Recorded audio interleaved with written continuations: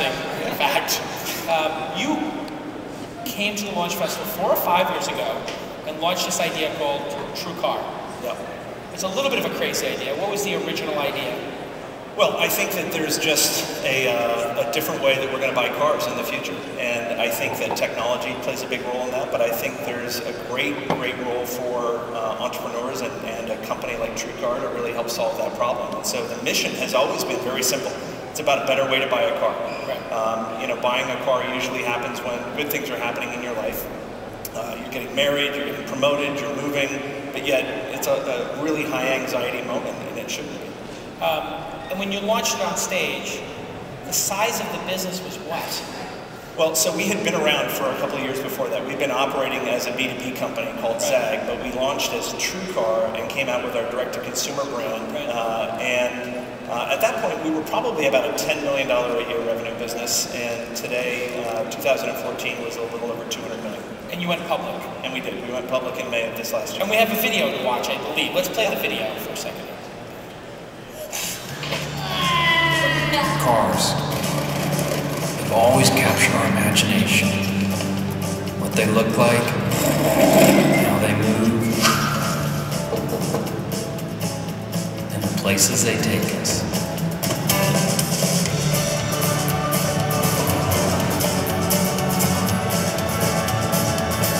And because you've always loved them, you deserve to love the experience of buying them. Beautiful. So now you're building fancy TV commercials. That wasn't a Super Bowl commercial. But it did have Owen Wilson, so yes. The voice of Lightning McQueen, and he just joined as really the voice of TrueCar, and obviously appealing to a new generation of car buyers. Now, we were talking to Tony and to Chris about near-death experiences. This business almost completely imploded, what, 30 months ago? Well, so, you know, it's a highly disruptive concept to say you're going to sell cars differently. The business today it's a huge business, first of all. You've got a $550 billion new car market. You've got another $500 billion used car market. So just $1 trillion in that end of the business. But then you've got, you know, financing and leasing, so how you're going to pay for the car. Peace of mind, so extended service agreements, warranties, roadside assistance. You've got insurance, maintenance, repair, refueling, accessories, and ultimately the trade. So you've got, you know, sort of an ecosystem that in some way touches about 20% of the economy. It's highly inefficient, and nobody's been able to really solve it and bring it all together. And when you started publishing the prices that people were actually paying for cars, highly unpopular. So the idea that you can be a first-time car buyer and go in and be an expert in 60 seconds or less is really what TrueCar is about. We use the power of information. Today, we're just a very big data-driven company, a marketplace. We touch about 2 billion different data points every day. Every 24 hours, 2 billion different data points. And really what we're trying to do is bring together an ecosystem. You've got manufacturers, car dealers, and customers, and you're trying to really triangulate all of those and bring them together at the same time. That was a very provocative concept to car dealers. At the time that we got boycotted, which was the end of 2011, we were a profitable business. So we went from being profitable to being very unprofitable very fast. Overnight? Overnight. It was about 60 days. We lost almost a third of all of the car dealers on the program. They just stopped participating on the platform. Wow. And so disruption can hit a wall. It did. For sure. And I think a lot of it is that we were a consumer-driven company. We were focused on solving a problem. People would hear about TrueCar, and they would say, I love it. Dealers must hate you. And that's exactly what happened to us. And I think that, to a large degree, it was my issue. The company was just completely tone deaf when it came to the issues related to dealers. And it turns out that the issues facing car dealers are actually bigger than the problems facing car buyers. Consumers, millennials, believe that car dealers make about 20% profit when they sell a car, and in fact they make closer to 2%. And if they knew that, they would actually kind of feel bad for them. I don't know that they feel bad for them, but I think that there's a moral to the story, which is fundamentally we believe that truth is a more profitable business, and a lack of trust is friction. And in the car business, friction is something that we can measure. It costs money to sell a car because people don't have trust. And when you can introduce trust through objective data, you can lower the cost of selling, and you can actually retain more margin, and that's the magic trick. And most people would make this observation that this is not a trustworthy kind of environment historically. In fact, the used car salesman is kind of the brunt of that joke of sort of dishonesty and this inefficiency. Most entrepreneurs would look at that system and say, why would I ever stick my hand, you know, inside the paper shredder? Yeah. You stuck your hand in the paper shredder. You know, it's interesting. You were talking with Tony and the guys about whether or not they believed as a founder or as an entrepreneur in what they were doing. I've always fundamentally believed that truth is a better way of doing business. I also believe that great companies solve real problems. This is a real problem. I love the car business. I'm a car guy. I'm a data geek. For me, it was the perfect challenge. I understand it. And I'm sort of fatally optimistic enough to believe that we shouldn't have been stopped and that there is a right way to do it. And so even in the face of a boycott and the company almost dying, there was, I think, a real belief among the core group that we were going to make it. And this true brand, this concept, you chose cars. Could you have chosen another vertical that would be less painful? Like homes? That sounds more painful. Yeah, what's a less painful one? Yeah, I think electronics? I don't know. So cars we understand. Cars I understand. And I think that it starts with a car as an appliance and that it's fungible, it's mass produced, it's predictable from one to the next, and yet you can have a very different experience by going from dealer A to dealer B. And in fact, you know, the delta between what one customer pays versus another can go by as much as 30%. So on a $50,000 product, you might be getting $40,000 or close to it, and I might be paying close to $60,000. And that's where all the anxiety comes from. And I think that understanding that and building a brand around the fact that we now have the transaction data, the flat file transaction data that allows us to study that market live and in real time is really the issue. And you know, I grew up on things like Kelley Blue Book and the idea that that is real. It was started by a car dealer in Southern California who really was a market maker who put a price on a car. It wasn't based on transactional data. And I think that knowing that the data is there today and that we can use that as a real market dynamic, we can find that market clearing price. And so we fundamentally believe that that's a great place to start, but True is much bigger than TrueCar. I think that to the extent that you can be a beacon for trust in a really, really murky market like auto, you can not only go into different adjacencies, so True Loan, True Lease, True Quote, True Trade, all the other things related to the automobile, but you can go geographically, and you can also look at other big categories. I don't know if it's homes or whether it's other big commoditized type things. Insurance. Insurance, anything to do with financial services, anything to do with healthcare. I mean, anywhere where there's opacity, where you would be benefited by greater transparency, I think is sort of the goal. How would a true healthcare look? I mean, if you could wave a magic wand, change the healthcare space, and get to the finish line of where you are now at True, what would it look like for health? Well, I think first of all, we have to succeed at what we're doing, so we need to stay focused. How close are you going to succeeding? I think we're at really at the early days. I mean, we have 4% market share, 10,000 dealers are on the program, so that's 1 out of every 3 dealers or so in the US. We're seeing over 60,000 transactions originating on the platform every month. But you know, we're a 4% market share company, and there's nobody that does what we do. There's real moats in the business. There's no reason we're not a 30% market share company. So I think we've got a long way to go, and we'll take what is, you know, today a 300 revenue per customer, because we're transactional in nature, to probably double and triple that over the coming years. So back to healthcare for a second. Yeah. Let's think about all these spaces. We've got a lot of work to do on cars. Yeah. When you look at those inefficient spaces, let's say we took over the government and you were in charge of the healthcare system, what would you do? And with your entrepreneurial brain, how would you rework it so that it became somehow efficient? Step one, I'd privatize it. You would privatize it? Yeah.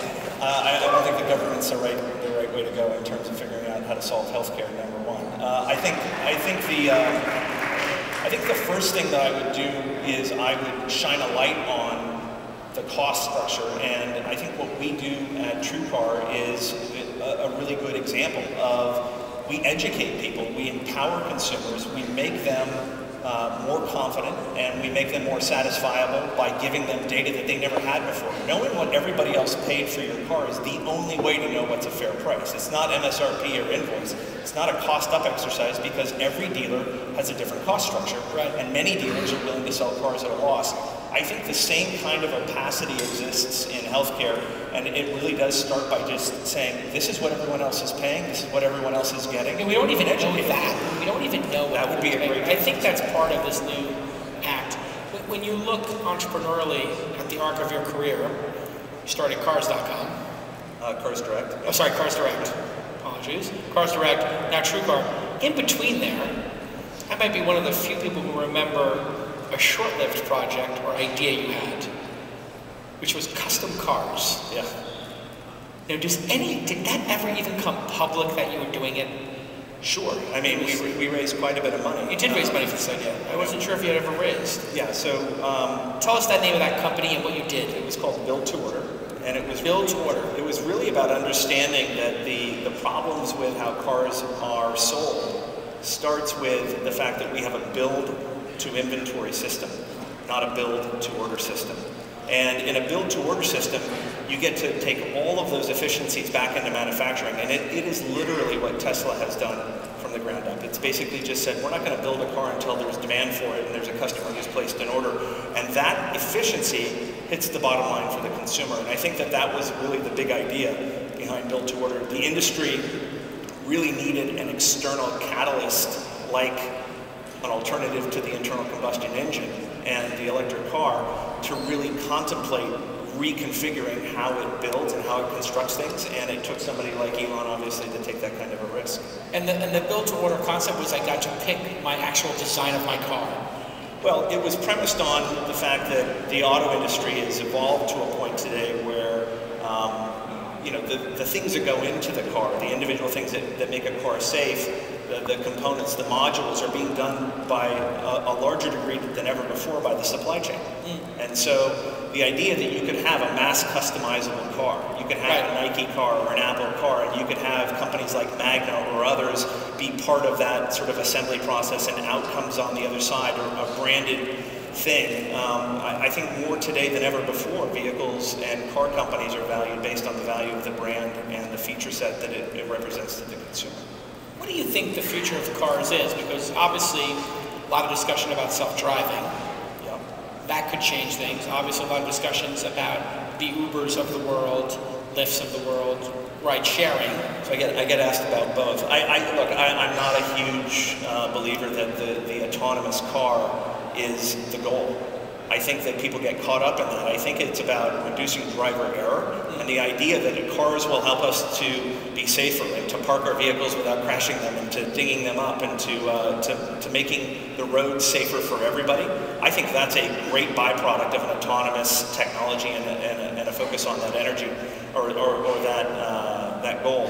I don't think that the idea of autonomous cars on the road with non-autonomous cars is really sort of viable? I don't know how, if you've got somebody driving a 1973 Ford Bronco down the road, they're going to really deal with an autonomous car. I do think that you're going to have how about this? My 20-year plan doesn't involve autonomous cars, and I don't really think it matters. I think the technology is going to get better and better. I think you'll get in a car, and I think you'll have a very hard time having a car accident.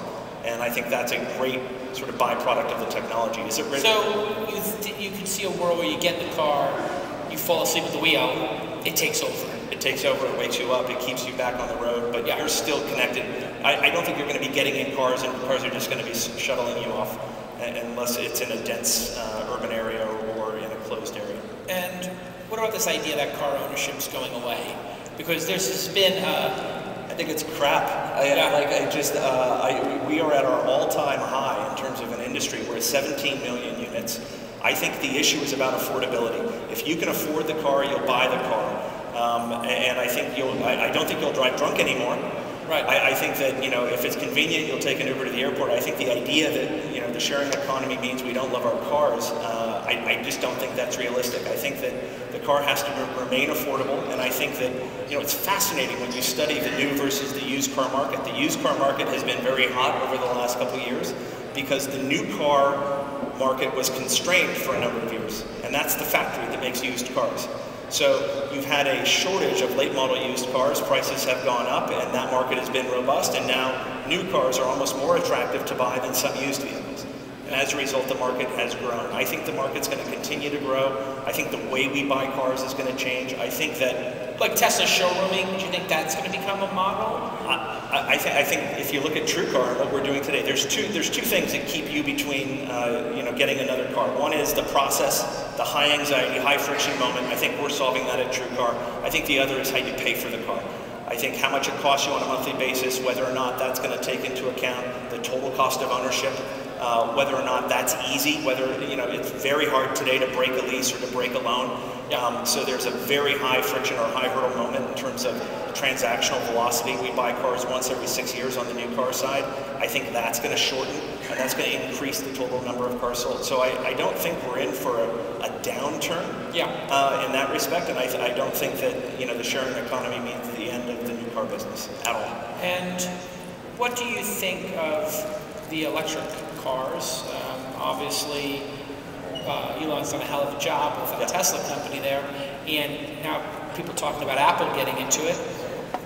What would an Apple car, what would the impact of an Apple car in your industry be? Well, first of all, I think that you would see that coming from a long ways away. It takes, even in sort of Tesla time, 5 to 10 years to get a car to market. So it's not as though we wouldn't be speculating about that for a long time. They haven't announced they're doing that. I think. So the quickest they'll get there is in 5 years to have a car on the road. We're much more focused on the fact that buying a car is such an awful experience, and yet cars are still great. If you go out and buy a new car today, it's a great thing, right? I happen to also be a huge fan of electric cars. I think they're fun to drive. I think they're incredibly remarkable in just terms of the newness of the experience and all the technology. The way it drives is so different. It is a fundamental shift, and yet I still love my old cars. Yeah. So they do a different thing, they drive a different way, and I think there's room for both. But that market is still teeny and has a long way to go. What do you think? Such a huge opportunity. Well, what do you think of the possibility of the Apple car? I know you're focused on today, but if this thing arrives in 5 to 10 years, what impact could it have? And do you think they're doing it? Yeah. So clearly they're researching it. What's the chances this actually happens? So stranger things have happened. I don't think that. I think it's a huge undertaking. To do what Elon's done is pretty unlikely and just remarkable. It doesn't matter who you are. The things you have to do aren't money related, and they aren't just design related. Apple would come at it from a very different point of view. It would be sort of a design exercise down.